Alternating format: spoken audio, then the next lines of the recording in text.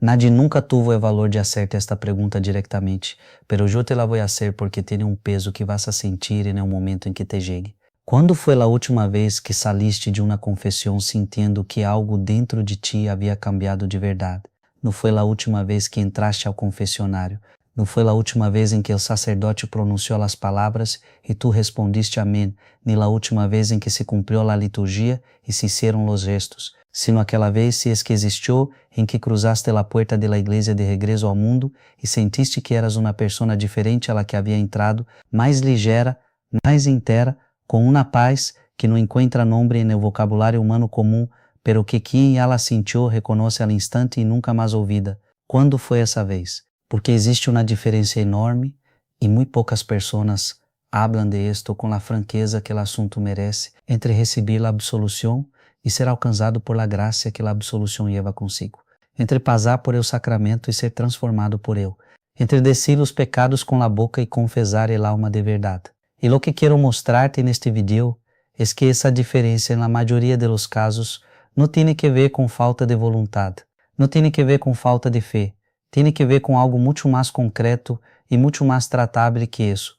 Há pecados específicos que a grande maioria de los católicos maiores de 60 anos lleva anos, a vezes décadas, sem haverlos identificado como matéria de confissão. No porquê huyan de confessionário, sino porque nadie les explicou que esses pecados existem, que têm forma, que têm nome, que estão instalados em el alma com tanta naturalidade que já não se percebem como algo estranho e que, mientras permanezcan sem nome em la consciência de quem los carga, siguen funcionando como uma parede invisível entre essa alma e a graça que os sacramentos têm para dar. A Semana Santa está chegando, o tempo mais sagrado del año litúrgico. É o momento em que a igreja inteira se detiene a contemplar o que o amor de Deus realizou em la cruz e o que esse amor lhe oferece a cada alma que se acerca com o coração aberto e disposto. E se vas a comulgar em esta Semana Santa, se vas a receber em tu corpo e em tu alma aquele que murió para dar-te vida, há algo que necessitas saber antes, algo que muito poucos sacerdotes dizem claramente desde o púlpito, algo que o catecismo de la infância não cobriu com a profundidade que a vida adulta exige. Quédate hasta o final, porque o que está por venir pode cambiar por completo o que llevas ao confessionário esta vez e, em consequência, o que recebes quando sales de allí. Esta pode ser a Semana Santa mais real de toda a tua vida. Este canal te vai ajudar a profundizar tu fé. Este é o momento de dar like e suscrever-te. São dos cliques que fazem uma diferença enorme para que este conteúdo siga chegando a mais pessoas que necessitam escuchar isto. Dale like agora e suscríbete ao canal. Sou o Padre Gilmar, llevo 40 anos servindo a mis fieles. E há algo que aprendi em estes anos de confessionário que nenhum manual de teologia moral me ensinou com a mesma claridade que a experiência direta com as almas.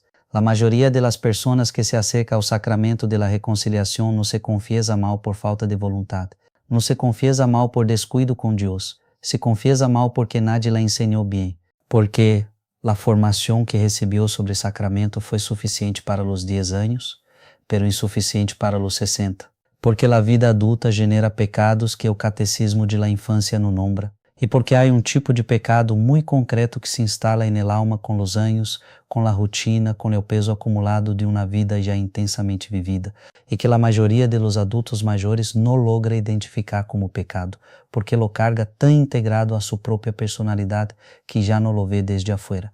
Deixa-me contar-te algo que me passou há muitos anos e que foi o momento em que entendi definitivamente por que este assunto importa tanto. Entrei ao seminário com 22 anos, tarde para os estándares de entonces, e cheguei cargando uma mochila interior que não era pequena. Não vou a dar detalhes que não cabem neste formato, pero te vou a dizer que entre o que cargava nessa mochila havia algo que eu não havia identificado como pecado, algo que mantinha desde há anos e que me consciencia havia cuidadosamente archivado em la categoria de circunstâncias de la vida, de coisas que me haviam passado, de situações em las que não havia tenido alternativa ou em las que havia hecho lo mejor que podia com lo que tinha. E no primeiro ano do seminário, tuve um diretor espiritual que era um desses sacerdotes raros que escutam de uma maneira que te hace decir coisas que não havias planeado decir, um desses que não te interrompem e que quando hablam, lo hacen com a precisão de quem passou toda a vida oyendo lo que está detrás de las palabras, não solo las palabras em si. Um dia, después de una confesión que yo creía haber hecho de forma completa, me miró en silencio por un instante y dijo algo que nunca olvidé. Dijo, já confessaste el rencor que cargas hacia tu padre. Não era uma pergunta comum, era uma llave. Uma llave que abriu uma porta que eu llevava anos manteniendo cerrada com el cerrojo mais sofisticado que el ego humano pode construir. A convicção absoluta de que lo que sentia era compreensível, estava justificado, era humano e por lo tanto não podia ser pecado. Me quedé sem palavras, porque lo que aquele sacerdote havia identificado em 2 frases era exatamente lo que eu cargava desde hacía anos sem verlo, aunque lo cargava todos e cada de los dias. Essa tarde foi uma das mais largas e das mais decisivas de minha vida. Lo que salió de mim em aquela confesión não era lo que os manuales chamam matéria grave, era algo que o mundo não habría catalogado como pecado sério, pero era lo que bloqueaba todo lo demás. Lo que hacía que mis oraciones llegaran hasta el techo y volvieran, lo que ponía una distancia entre yo y el Dios a quien quería consagrar toda mi vida. Cuando recibí la absolución esa tarde, ocurrió algo que en décadas de sacerdócio todavía no logro descrever del todo. Não foi um cambio dramático, não hubo nada cinematográfico, foi simplesmente que algo que havia estado tenso durante anos, cedió, e no espaço que esse ceder deixou entrou algo que reconheci, aunque era a primeira vez que lo sentia com essa intensidade, paz, uma paz que não venia de afuera, venia de adentro, do lugar mais profundo do alma. Essa paz é o que quero que tenhas nesta Semana Santa. Antes de nombrar os pecados concretos, necessito explicar-te algo sobre o exame de consciência que a maioria de los adultos hace de maneira incompleta, no por negligência, por um erro de método que nadie corrigiu. A maioria de los católicos que se prepara para a confesión hace el exame de consciência mirando os últimos dias ou as últimas semanas. Pensa em los actos concretos e recentes, em las mentiras de este mês, em los momentos de impaciência de esta semana. E isso está bem, forma parte do exame correto, pero há uma dimensão do exame de consciência que esse método deixa completamente de lado. E é precisamente a mais importante para quem carga 60, 70 anos de vida, de experiências acumuladas, de relações construídas e perdidas, de decisões tomadas que o tempo foi iluminando com uma luz diferente. Essa dimensão é o exame de las atitudes, não de los actos concretos e recentes, de las atitudes que levam anos instaladas em el alma e que produzem actos todos os dias sem que já los percebamos, porque se volveram parte do mobiliário interior, estão tão integradas que já não las distinguimos de nós mesmos. Uma atitude pecaminosa que vive em el alma desde há 20 anos no grita, sussurra, está tão integrada que já não la percebemos como algo estranho. La assimilamos, la racionalizamos, la transformamos em parte de lo que creemos que é nossa personalidade, nosso modo de ser, nossa maneira de ver a vida. E essas atitudes são as que raramente chegam ao confessionário, porque para confessar algo primeiro há que ver. E lo que desde há décadas miramos sem ver necessita uma mirada diferente, uma luz que venga de afuera, um nombre puesto desde afuera que haga que lo invisible se vuelva visible. Isso é lo que vou tentar fazer agora, uno por uno, com a precisão que o assunto exige e com o respeito que te mereces. E o último é o mais importante. Em primeiro lugar está o rancor disfrazado de perdão. Este é o mais perigoso de todos, precisamente porque tem a aparência de uma vítima legítima. Não é a rabia ativa de quem claramente odia alguém. Isso é fácil de ver, fácil de nombrar. É o rancor disfrazado de perdão é outra coisa. É a herida que se enraizou há anos, a vezes décadas, e que a pessoa processou à sua maneira, chegando a um ponto em que já não pensa em isso ativamente, pero tampouco perdonou de verdade. É o distanciamento de um hijo ou hija que tomou decisões que não foram aprobadas. La frialdade mantenida com um hermano desde uma pelea que ocorreu há 30 anos e que nunca se resolveu de verdade. La relação com uma nuera ou um yerno que nunca foi lo que pudo haver sido e que se sostiene com uma cortesia cuidadosa que tiene a aparência del perdão, pero no tiene la sustancia. En las personas mayores, esse rencor assume uma forma muito específica. Não se chama rencor, se chama simplesmente la relação que tenho com essa pessoa. Ou este la maneira em que essa pessoa me tratou, ou este la herida que isso me deixou, herida perfeitamente compreensível dado lo que ocorreu. O dolor foi real, o daño foi real. Lo que aquela pessoa hizo, seja um cônjuge, um hijo, um hermano, um sócio, un amigo de la juventud, foi objetivamente injusto ou doloroso ou de uma crueldade que nenhuma buena vontade podia justificar, pero cargar essa herida durante décadas sem llevarla ao confessionário, sem nombrarla por lo que es en la parte que nos corresponde, no lo que el otro hizo, sino lo que nosotros elegimos hacer con lo que el otro hizo, eso es materia de confesión. Porque el rencor, aunque tenha nome de recuerdo, aunque se disfrace de prudência ou de realismo sobre como são as pessoas, es en su raíz uma negativa ao perdão. E a negativa ao perdão é um pecado que Jesus tratou com uma seriedade que nenhum outro recebeu en el Evangelho com a mesma insistência e repetição. Se ustedes perdonan as ofensas de los demás, el Padre Celestial também les perdonará las de ustedes.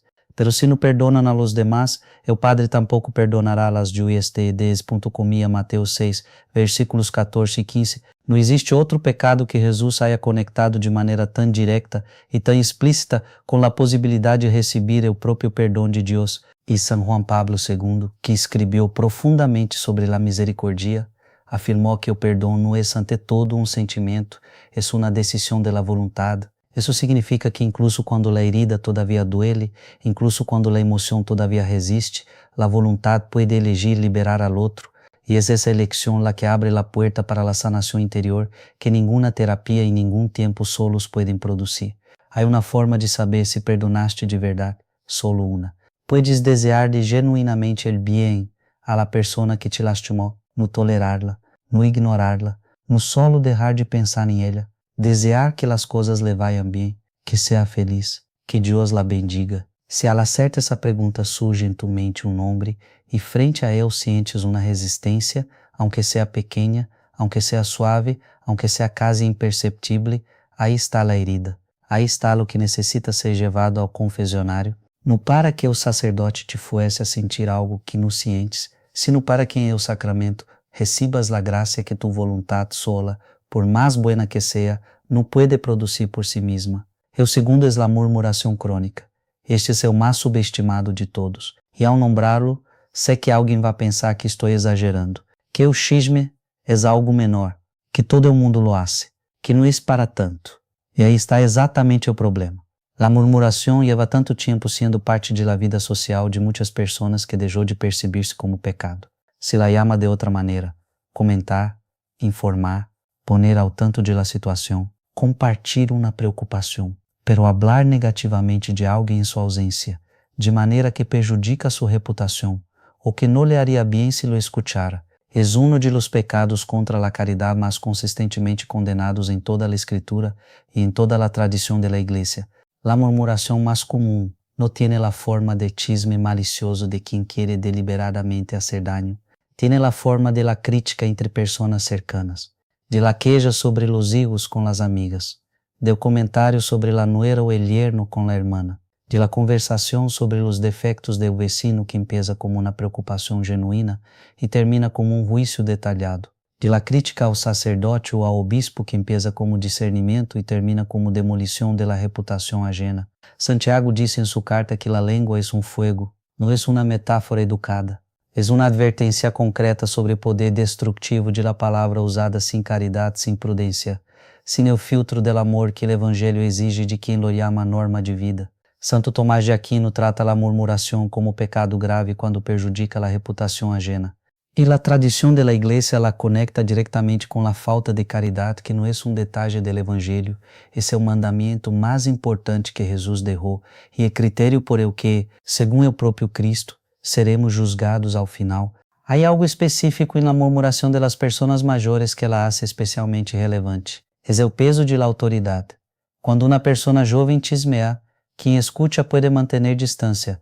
Quando lo hace uma pessoa maior, com décadas de experiência e de respeito ganado, lo que dice tiene um peso desproporcionado que pode causar danos que ni ella mesma percibe. Há famílias que se fragmentaram por causa de comentários hechos por alguém maior que nunca se viu como causa de essa fragmentação. Se o hábito de comentar a vida ajena forma parte de tus conversas regulares, se criticar a los demás é algo que haces casi sem pensar, se desde há décadas esse patrão está instalado e nunca foi levado ao confessionário com a precisão que merece, esta Semana Santa é o momento. O terceiro é a tibieza deliberada. Este é o mais difícil de explicar porque exige uma distinção que poucos já escutaram com claridade. Há uma tibieza que é debilidade humana. Lá de quem quer genuinamente amar a Deus com toda a alma, pero que cai uma e outra vez en el acomodo, en la distracción, en el peso de la vida cotidiana que dificulta la fidelidade. Essa tibieza é matéria ordinária de confissão. Deus la conoce, la absolución, la limpia com misericordia, forma parte de la condição humana que Cristo vino a salvar. Pero há outra tibieza que é diferente, é la tibieza deliberada, lá de quem, em algum momento de la vida consciente ou inconscientemente tomou uma decisão não pronunciada em voz alta, não registrada em nenhum lugar, pero real. La decisão de dar a Deus lo necessário para não perder a relação, pero não lo suficiente para que essa relação cueste algo de verdade. La misa del domingo, pero sin la participação interior que la misa exige. É o rosário, pero rezado em piloto automático, mientras la mente vaga por 1000 outros lugares. La limosna, pero cuidadosamente calculada para que no duela de verdade é o perdão, pero solo é o de los pecados menores, los que não cuesta nada. La caridade, pero unicamente com as pessoas que a los propios ojos já la merecem. Uma vida cristiana mantenida em um nível de temperatura suficiente para que pareça cristiana por fora, pero insuficiente para que siga transformando por dentro. Uma vida de forma sem substância, de prática sem búsqueda, de presença física sem presença interior. O livro do Apocalipse, en el mensaje a la igreja de Laodicea, disse algo que deveria sacudir-nos cada vez que lo leemos com atenção real. Por ser tibio e no frio ni caliente, estou a ponto de vomitar-te de mim e você, a ponto comilha Apocalipse 3, versículo 16, não é um texto agradável, e precisamente por não ser agradável, rara vez se cita, pero la tibieza deliberada, la elección de uma mediocridade espiritual cómoda, es uno de los pecados que encuentro com mais frequência en el alma de los católicos que llevan décadas practicando, no como falta de buena voluntad. Como resultado acumulado de miles de pequenas decisões del conforto por encima del amor, del hábito por encima de la búsqueda, de lo suficiente por encima de lo que Deus tinha de mais para dar. E esse pecado não se confiesa como um acto concreto, se confiesa como uma atitude, como uma disposição interior que lleva anos instalada e que necessita ser nombrada por lo que é para ser llevada à la luz que sana. Em quarto lugar está o orgulho espiritual.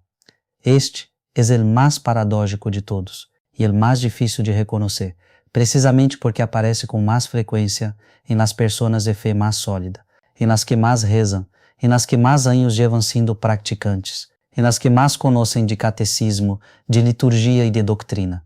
O orgulho espiritual não é a arrogância vulgar de quem se jacta abertamente, é algo muito mais sutil. É a satisfação interior, quase sempre inconsciente, de quem se compara favoravelmente com os que praticam menos, a sensação de superioridade frente a los hijos que não vão à misa, a los vecinos que não rezam, a la sociedade moderna que abandonou os valores que tu, com esforço e fidelidade, mantuviste a lo largo de décadas. No simples se expressa em palavras, com frequência é solo um movimento interior, um leve desdém, uma paciência que, mirada de cerca, é condescendência disfrazada, um amor que, en el fondo, é uma aprovação condicionada ao comportamento del outro, uma caridade que se oferece de arriba hacia abajo, desde a posição de quem se sabe melhor, mais fiel, mais correto. Jesus reservou suas palavras mais duras no para os pecadores públicos e confesos, las reservou para quienes se creíam melhores que os pecadores públicos. A parábola do fariseu e o publicano é uma das mais conhecidas do Evangelho e também uma das mais mal compreendidas. O fariseu não era um hipócrita deliberado, era genuinamente devoto, rezava de verdade, ayunava de verdade, pagava o dízimo de verdade, pero sua oração, em vez de abri-lo hacia Deus, lo cerrava em si mesmo, porque estava dirigida a confirmar sua própria bondade em comparação com a de los demás. E Jesus disse que quem saiu justificado de aquele templo foi o publicano, o que não se atrevia nem a levantar os olhos, o que solo dijo: Senhor, tem misericórdia de mim, que sou um pecador.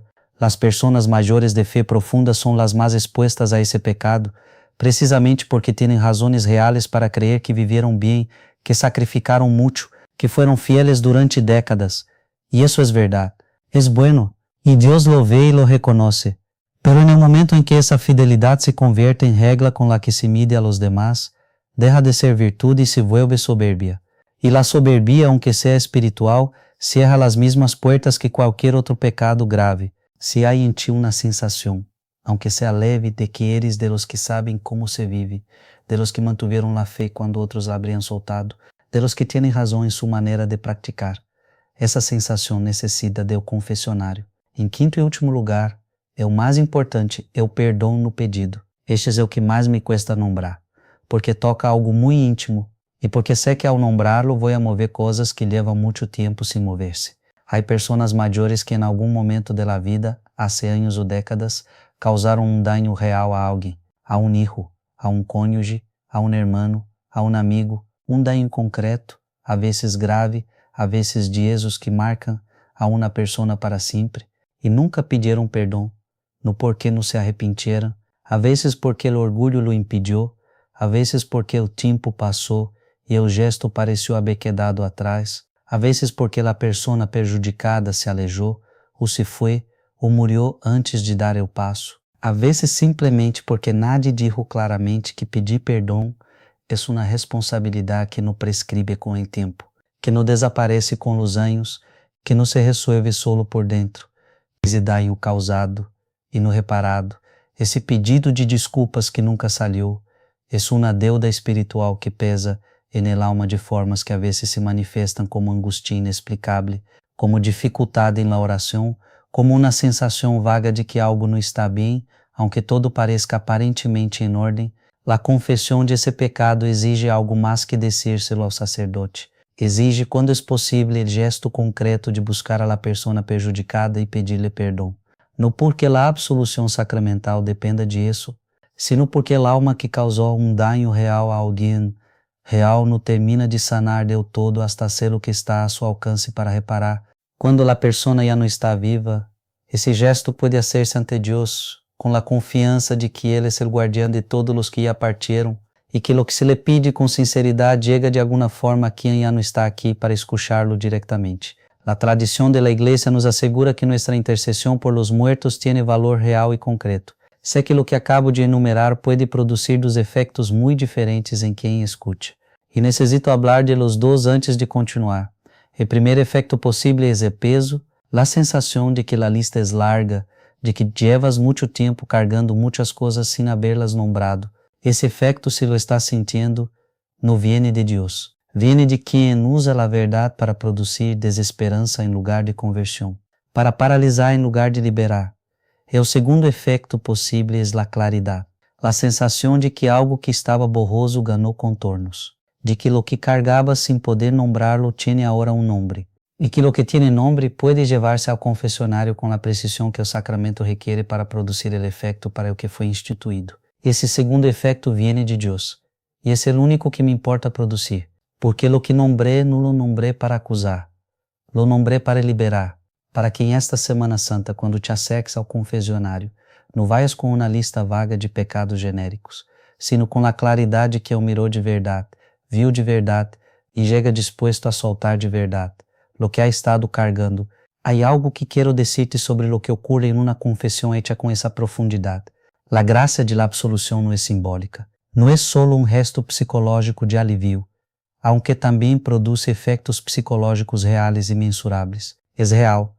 Actúa em el alma com uma precisão que os sacramentos têm porque são instrumentos de Deus, não instrumentos humanos. O catecismo de la Igreja Católica é claro a descrever a reconciliação como um sacramento que produz efeitos objetivos en el alma de quem lo recebe com as disposições corretas. Perdão de los pecados, reconciliação com Deus e com a Igreja, recuperação de la graça santificante e paz interior, e actúa especialmente quando el alma que la recebe llega preparada, quando o exame de consciência foi honesto e valiente, quando o arrependimento foi real, não solo verbal, quando a confissão foi completa, sem as omissões estratégicas que a vergüenza ou o orgulho suelen sugerir.